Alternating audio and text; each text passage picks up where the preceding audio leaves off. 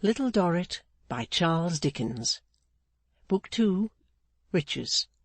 Chapter 32, Going. Arthur continuing to lie very ill in the Marshalsea, and Mr Rugg descrying no break in the legal sky affording a hope of his enlargement, Mr Pancks suffered desperately from self-reproaches. If it had not been for those infallible figures which proved that Arthur, instead of pining in imprisonment, ought to be promenading in a carriage and pair, and that Mr Pancks, instead of being restricted to his clerkly wages, ought to have from £3,000 to £5,000 of his own at his immediate disposal, that unhappy arithmetician would probably have taken to his bed, and there have made one of the many obscure persons who turned their faces to the wall and died, as a last sacrifice to the late Mr Merdle's greatness. Solely supported by his unimpugnable calculations, Mr Pancks led an unhappy and restless life, constantly carrying his figures about with him in his hat, and not only going over them himself on every possible occasion, but entreating every human being he could lay hold of to go over them with him. And observe what a clear case it was. Down in Bleeding Heart Yard there was scarcely an inhabitant of note to whom Mr Pancks had not imparted his demonstration, and, as figures are catching, a kind of ciphering measles broke out in that locality, under the influence of which the whole yard was light-headed. The more restless Mr Pancks grew in his mind, the more impatient he became of the Patriarch. In their later conferences, his snorting assumed an irritable sound which boded the Patriarch no good. Likewise Mr Pancks had on several occasions looked harder at the patriarchal bumps than was quite reconcilable with the fact of his not being a painter or a peruke-maker in search of the living model. However, he steamed in and out of his little back dock, according as he was wanted or not wanted in the patriarchal presence, and business had gone on in its customary course. Bleeding Heart Yard had been harrowed by Mr Pancks and cropped by Mr Casby at the regular seasons. Mr Pancks had taken all the drudgery and all the dirt of the business as his share. Mr Casby had taken all the profits, all the ethereal vapour, and all the moonshine as his share. And in the form of words which that benevolent beamer generally employed on Saturday evenings when he twirled his fat thumbs after striking the week's balance, everything has been satisfactory to all parties satisfactory, sir, to all parties. The dock of the steam tug, Pancks, had a leaden roof, which, frying in the very hot sunshine, may have heated the vessel. Be that as it may, one glowing Saturday evening, on being hailed by the lumbering bottle green ship, the tug instantly came working out of the dock in a highly heated condition. "Mr Pancks," was the patriarchal remark, "you have been remiss. You have been remiss, sir." "What do you mean by that?" was the short rejoinder. The patriarchal state, always a state of calmness and composure, was so particularly serene that evening as to be provoking. Everybody else within the bills of mortality was hot, but the Patriarch was perfectly cool. Everybody was thirsty, and the Patriarch was drinking. There was a fragrance of limes or lemons about him, and he made a drink of golden sherry, which shone in a large tumbler as if he were drinking the evening sunshine. This was bad, but not the worst. The worst was that with his big blue eyes, and his polished head, and his long white hair, and his bottle-green legs stretched out before him, terminating in his easy shoes easily crossed at the instep, he had a radiant appearance of having, in his extensive benevolence, made the drink for the human species, while he himself wanted nothing but his own milk of human kindness. Wherefore Mr Pancks said, "What do you mean by that?" and put his hair up with both hands in a highly portentous manner. "I mean, Mr Pancks, that you must be sharper with the people. Sharper with the people. Much sharper with the people, sir. You don't squeeze them. You don't squeeze them. Your receipts are not up to the mark. You must squeeze them, sir, or our connection will not continue to be as satisfactory as I could wish it to be to all parties. All parties. Don't I squeeze 'em? Retorted Mr Pancks. What else am I made for? You are made for nothing else, Mr Pancks. You are made to do your duty. But you don't do your duty. You are paid to squeeze, and you must squeeze to pay. The Patriarch so much surprised himself by this brilliant turn, after Dr. Johnson, which he had not in the least expected or intended, that he laughed aloud, and repeated with great satisfaction, as he twirled his thumbs and nodded at his youthful portrait, "Paid to squeeze, sir, and must squeeze to pay." "Oh," said Pancks. "Anything more?" "Yes, sir, yes, sir. Something more. You will please, Mr Pancks, to squeeze the yard again the first thing on Monday morning." "Oh," said Pancks. "Ain't that too soon? I'll squeeze it dry to-day." "Nonsense, sir. Not near the mark. Not near the mark." "Oh," said Pancks, watching him as he benevolently gulped down a good draught of his mixture. "Anything more?" "Yes, sir, yes, sir. Something more. I am not at all pleased, Mr Pancks, with my daughter. Not at all pleased. Besides calling much too often to inquire for Mrs Clennam, who is not just now in circumstances that are by any means calculated to be satisfactory to all parties, she goes, Mr Pancks, unless I am much deceived, to inquire for Mr Clennam in jail. In jail." "He's laid up, you know," said Pancks. "Perhaps it's kind." "Pooh, pooh, Mr Pancks. She has nothing to do with that. Nothing to do with that. I can't allow it. Let him pay his debts and come out. Come out. Pay his debts and come out." Although Mr Pancks's hair was standing up like strong wire, he gave it another double-handed impulse in the perpendicular direction, and smiled at his proprietor in a most hideous manner. "You will please to mention to my daughter, Mr Pancks, that I can't allow it. Can't allow it," said the Patriarch blandly. "Oh," said Pancks. "You couldn't mention it yourself?"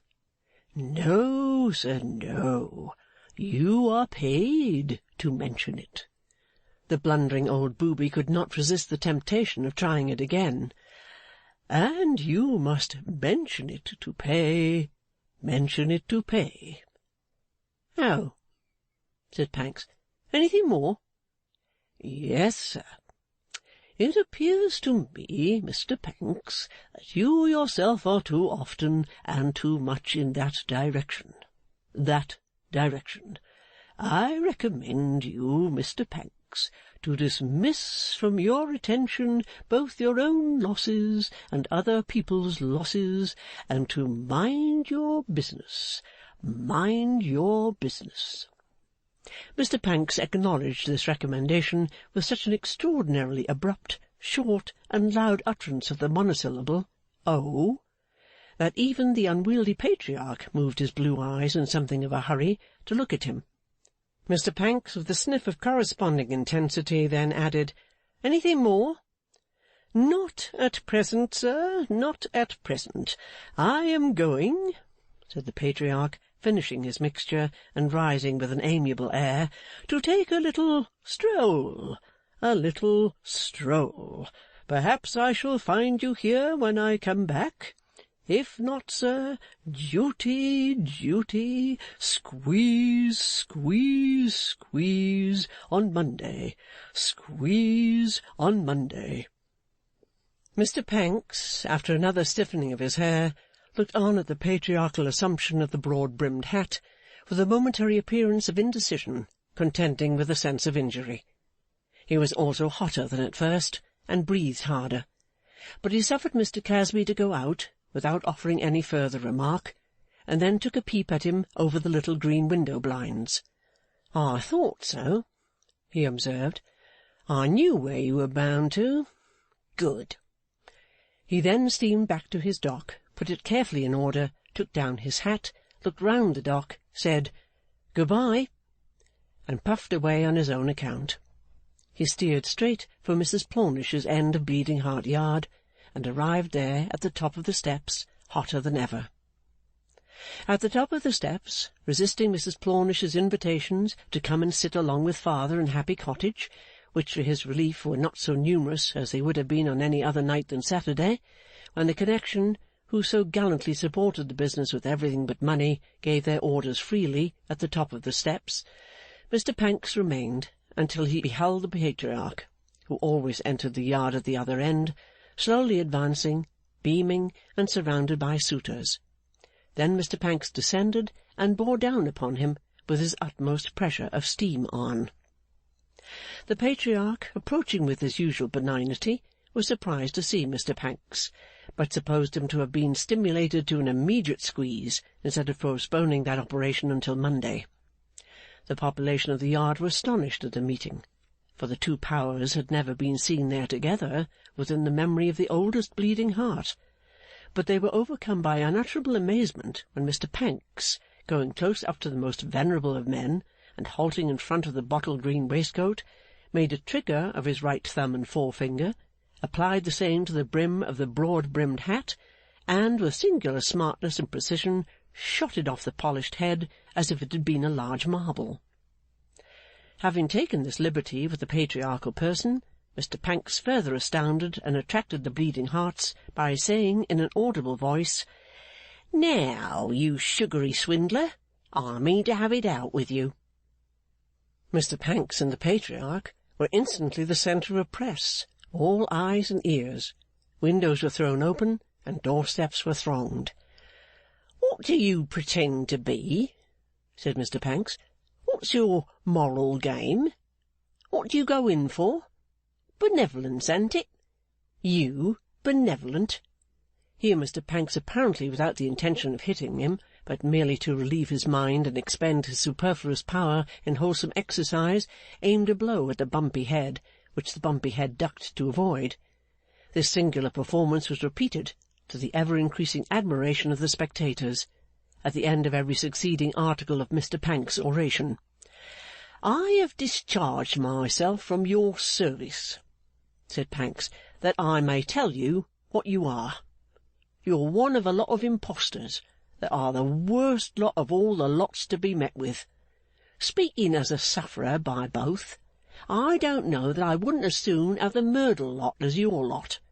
You're a driver in disguise, a screwer by deputy, a wringer and squeezer and shaver by substitute.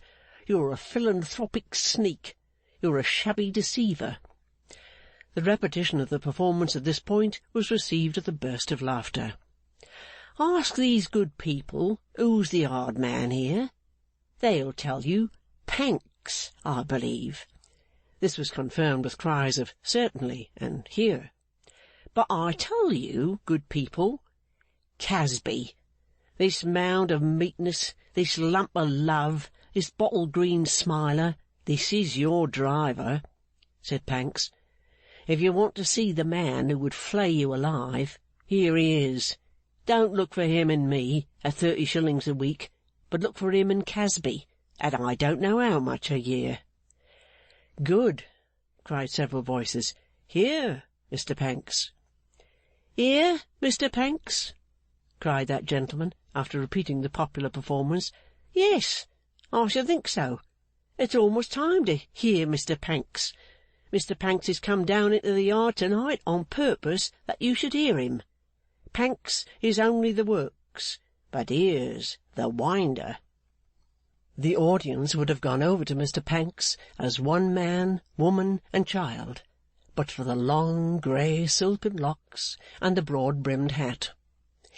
"Here's the stop," said Pancks, "that sets the tune to be ground, and there is but one tune, and its name is Grind, Grind, Grind. Here's the proprietor, and here's his grubber. Why, good people, when he comes smoothly spinning through the yard to-night, like a slow-going benevolent humming top, and when you come about him with your complaints of the grubber, you don't know what a cheat the proprietor is. What do you think of his showing himself to-night, that I may have all the blame on Monday? What do you think of his having had me over the coals this very evening, because I don't squeeze you enough? Or do you think of my being at the present moment under special orders to squeeze you dry on Monday? The reply was given in a murmur of shame and shabby. Shabby? Snorted Pancks. Yes, I should think so. The lot that your Casby belongs to is the shabbiest of all the lots, setting their grubbers on a wretched pittance to do what they're ashamed and afraid to do, and pretend not to do, but what they will have done, or give a man no rest, imposing on you to give their grubbers nothing but blame, and to give them nothing but credit.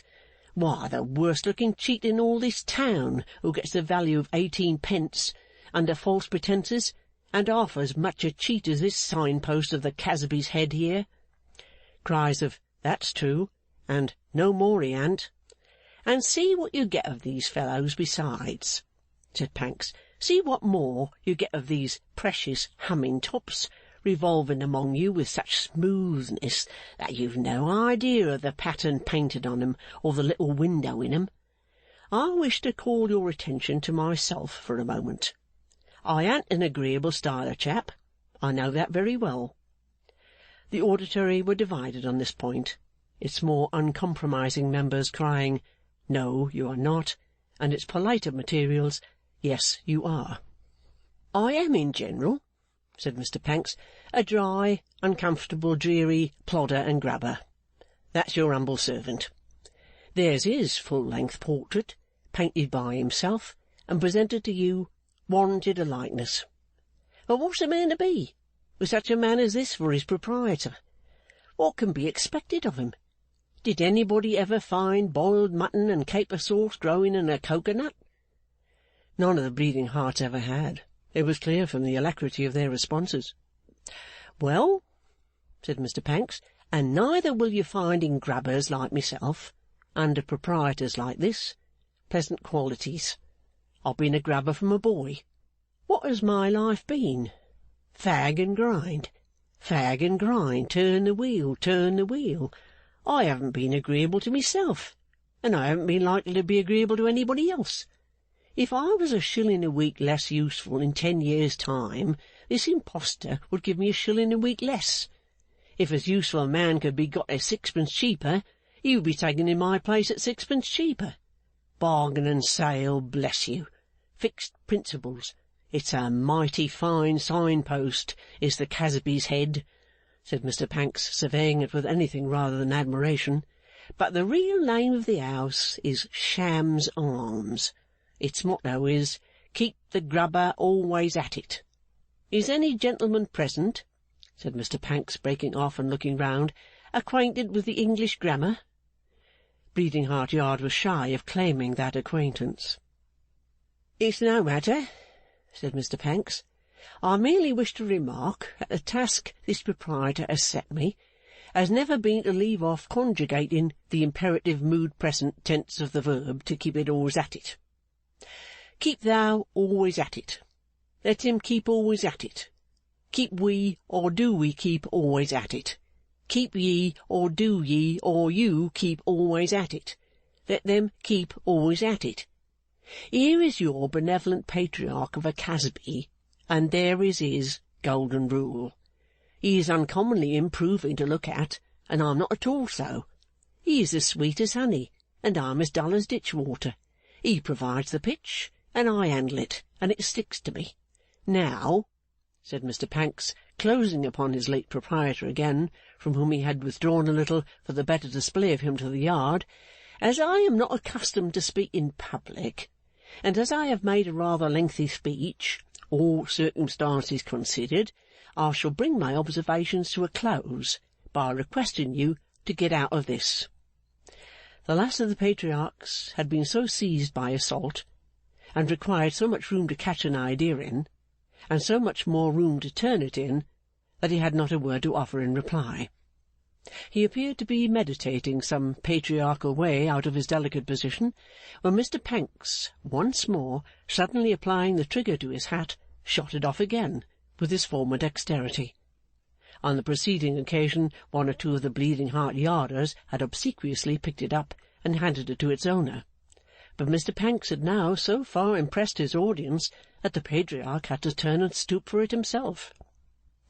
Quick as lightning, Mr Pancks, who for some moments had had his right hand in his coat pocket, whipped out a pair of shears, swooped upon the patriarch behind, and snipped off short the sacred locks that flowed upon his shoulders. In a paroxysm of animosity and rapidity, Mr Pancks then caught the broad-brimmed hat out of the astounded patriarch's hand, cut it down into a mere stew-pan, and fixed it on the patriarch's head. Before the frightful results of this desperate action, Mr Pancks himself recoiled in consternation. A bare-polled, goggle-eyed, big-headed, lumbering personage stood staring at him, not in the least impressive, not in the least venerable, who seemed to have started out of the earth to ask what was become of Casby.